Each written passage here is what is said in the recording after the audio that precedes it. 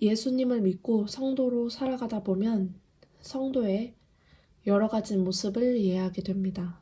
성경에서 나오는 자녀, 종, 제자, 친구, 군대, 신부가 바로 그것들입니다. 이번 시간에는 하나님의 군사, 군대로 부르심을 받은 자들에 대해서 이야기를 나누어 보고자 합니다. 민수기 1장입니다.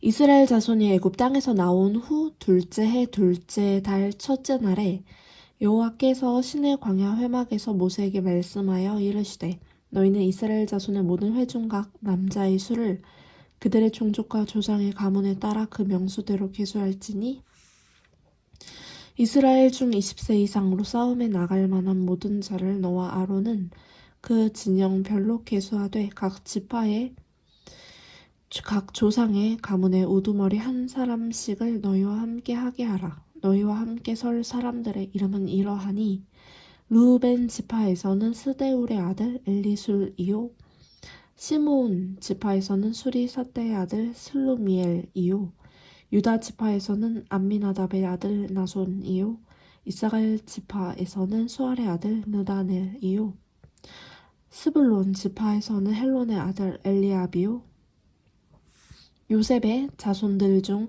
에브라임 지파에서는 암미옷의 아들 엘리사마요 므낫세 지파에서는 브다술의 아들 가말리엘이요 베냐민 지파에서는 기드온의 아들 아비단이요 단 지파에서는 암미사떼의 아들 아히에셀이요 아셀 지파에서는 오그란의 아들 바기엘이요 갓 지파에서는 드우엘의 아들 엘리아삽이요 납달리 지파에서는 에난의 아들 아히라이니라 하시니 그들은 회중에서 부름을 받은 자요 그 조상 지파의 지휘관으로서 이스라엘 종족들의 우두머리라. 모세와 아론이 지명된 이 사람들을 데리고 둘째 달 첫째 날에 온 회중을 모으니 그들이 각 종족과 조상의 가문에 따라 20세 이상인 남자의 이름을 자기 계통별로 신고하매 여호와께서 모세에게 명령하신 대로 그가 시내 광야에서 그들을 계수하였더라. 이스라엘의 장자 르우벤의 아들들에게서 난 자를 그들의 종족과 조상의 가문에 따라 20세 이상으로 싸움에 나갈 만한 각 남자를 그 명수대로 다 계수하니 르우벤 지파에서 계수된 자는 46,500명이었더라. 시므온의 아들들에게서 난 자를 그들의 종족과 조상의 가문에 따라 20세 이상으로 싸움에 나갈 만한 각 남자를 그 명수대로 다 계수하니 시므온 지파에서 계수된 자는 59,300명이었더라. 갓의 아들들에게서 난 자를 그들의 종족과 조상의 가문에 따라 20세 이상으로 싸움에 나갈 만한 자를 그 명수대로 다 계수하니 갓 지파에서 계수된 자는 45,650명이었더라. 유다의 아들들에게서 난 자를 그들의 종족과 조상의 가문에 따라 20세 이상으로 싸움에 나갈 만한 자를 그 명수대로 다 계수하니 유다 지파에서 계수된 자는 74,600명이었더라. 이사갈의 아들들에게서 난 자를 그들의 종족과 조상의 가문에 따라 20세 이상으로 싸움에 나갈 만한 자를 그 명수대로 다 계수하니 이사갈 지파에서 계수된 자는 54,400명이었더라.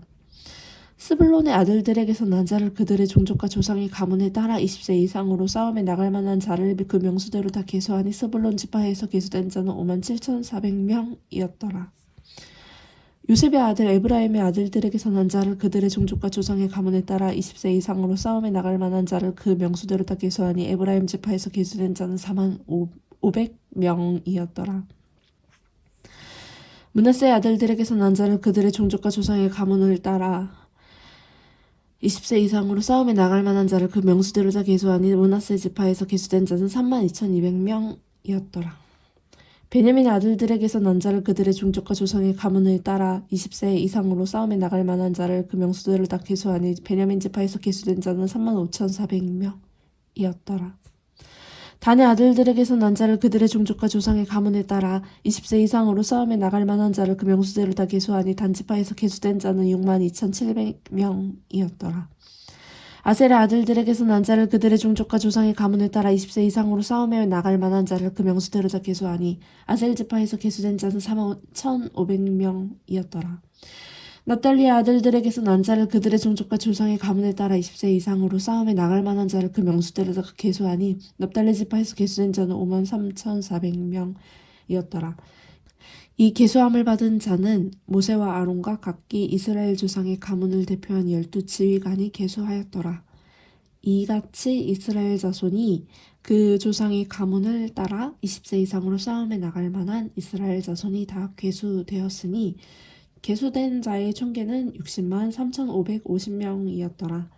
그러나 레위인은 그들의 조상의 지파대로 그 계수에 들지 아니하였으니 이는 여호와께서 모세에게 말씀하여 이르시되 너는 레위 지파만은 계수하지 말며 그들을 이스라엘 자손 계수 중에 넣지 말고 그들에게 증거의 성막과 그 모든 기구와 그 모든 부속품을 관리하게 하라. 그들은 그 성막과 그 모든 기구를 운반하며 거기서 봉사하며 성막 주위에 진을 칠지며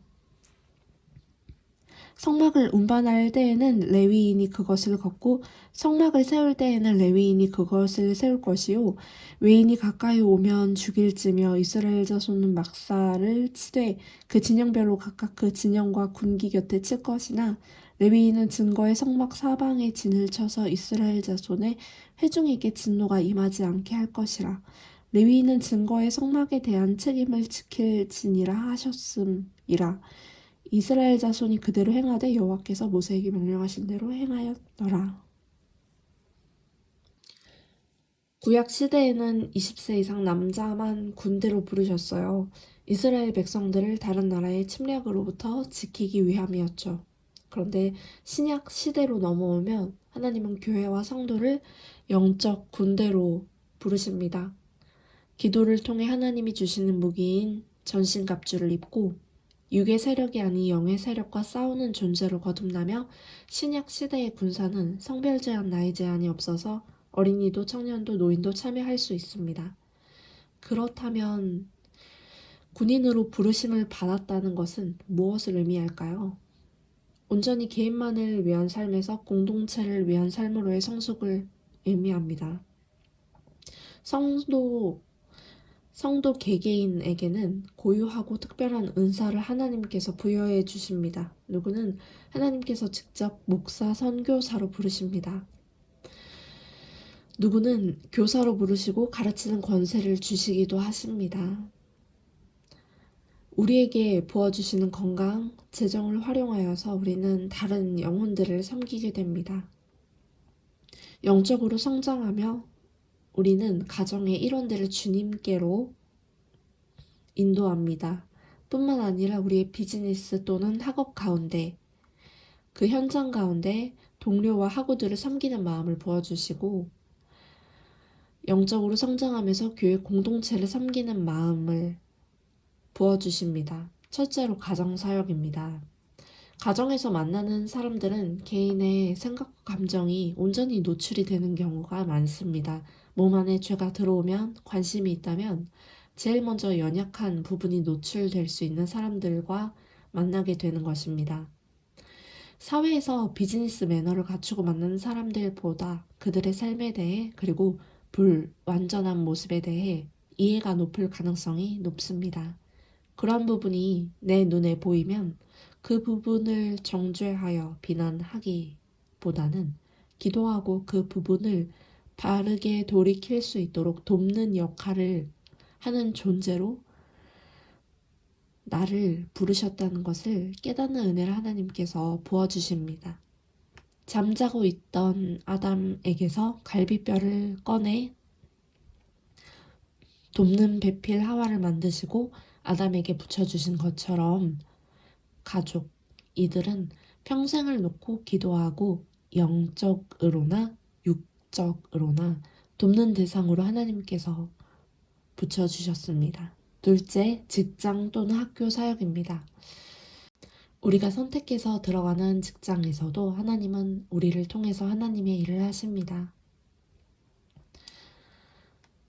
선교사님들, 목사님들은 본인이 꿈꿔왔던 사역의 현장을 먼저 기도 중에 머릿속에 이미지, 비전으로 받고 현실에서 그 이미지 그대로를 보았다, 실현시켜 나갔다라고 말하는 경우를 많이 들어보았습니다. 평신도의 경우에도 본인이 특정 직업군의 매력을 느끼고 하나님의 인도하심을 받아 개인의 적성에 맞게 직업을 선택하게 됩니다. 성도가 기업으로 받은 땅에 들어가게 되면 하나님께서 받으시는 예배의 처소가 됩니다. 이 또한 하나님이 주신 사역지이기 때문에 하나님 나라의 직접 간접적인 사역으로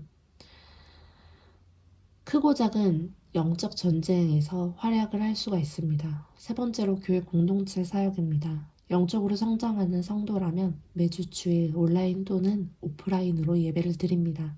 그리고 교회에 가득한 프로그램에 참여하여 시간을 보내게 됩니다. 이뿐 아니라 개인적인 기도의 시간을 매일 주님께 드릴 수 있습니다. 평신도 기준으로 하루 평균 대략 1시간 정도 기도하기를 권면드리고요. 또한 위급한 일을 당했을 경우에는 본인과 또 지인들이 위급한 일을 당했을 경우에는 하루에 3시간 이상 철야 기도를 드릴 수도 있습니다. 이 정도의 생활을 하다 보면 크리스천들은 생각보다 바쁘다는 사실을 알 수 있습니다. 가정도 섬기고 직장도 다니고 교회 공동체 프로그램에 참여하게 되고 개인적 기도의 시간 그리고 우리의 형제 자매들을 위한 중보기도의 시간을 가지게 됩니다. 어떤 것도 중요하지 않은 것이 없어 소홀히 다룰 수 없습니다. 이쯤 되면 그 밖에 취미를 가질 시간은 매우 부족해집니다. 또한 우리가 사는 마지막 시대는 극심한 인플레이션 가운데 살아내야 하는 시대이기 때문에 대다수의 사람들은 가정사역, 직장사역, 교회 봉사 중 어느 특정 사역이나 봉사만 치중해서 올인할 수 있는 시간적, 재정적인 여유가 많지 않습니다. 민수기에서도 보면 레위 지파만을 따로 떼어서 하나님의 예배를 섬기는데 인력들을 활용한 것을 알 수 있습니다. 그러나 그럼에도 불구하고 현대를 살아가는 우리 신앙인들은 우리의 시간의 주인이신 주님을 섬기는 마음으로 교회 공동체에서 예배 시간을 제외하고 일주일 기준은 1시간에서 2시간 정도 봉사에 참여하실 수 있기를 권면드립니다. 봉사에 참여할 시간을 내기가 어려우시다면 먼저 주님께 기도해 보시기 바랍니다. 그리고 섬기는 자에게 주시는 축복은 누가복음 6장 38절에 있습니다. 주라 그리하면 너희에게 줄 것이니 곧 후이되어 누르고 흔들어 넘치도록 하여 너희에게 안겨주리라. 너희가 헤아리는 그 헤아림으로 너희도 헤아림을 도로 받을 것이니라. 이상으로 마지막 시대에 하나님의 군사로 살아가고 있는 평강이었습니다. 감사합니다.